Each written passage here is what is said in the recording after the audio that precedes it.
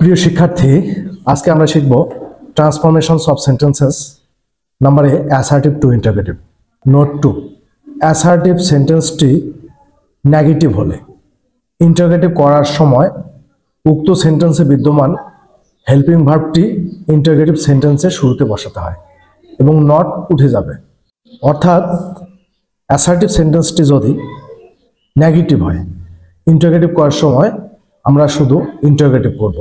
আমরা যে interrogative negative করি আমরা এখন আর সেটা করব না, কারণ প্রদত্ত সেন্টেন্সটি নেগেটিভ। প্রদত্ত সেন্টেন্সটি he does not read a book, he does not read a book, এই সেন্টেন্সটি হচ্ছে নেগেটিভ। এই নেগেটিভ সেন্টেন্সটিকে আমরা যখন ইন্টারোগেটিভ করব, ইন্টারোগেটিভ সেন্টেন্সের শুরুতে এই সেন্টেন্সে বিদ্যমান যে হেল্পিং ভার্বটি রয়েছে ডাজ, এই ডাজ শুরুতে দেব। ডাজ, হি নট উঠে যাবে, ডাজ শুরুতে বসেছে, নট উঠে যাবে।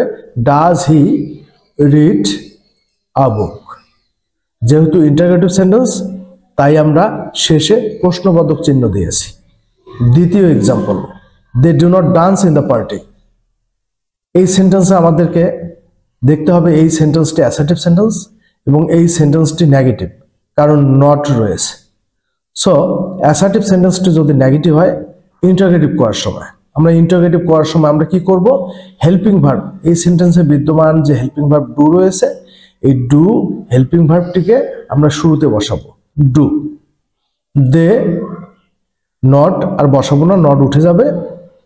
Do they dance in the party, আমরা শেষে প্রশ্নবোধক চিহ্ন দিয়েছি কারণ এটি ইন্টারোগেটিভ সেন্টেন্স।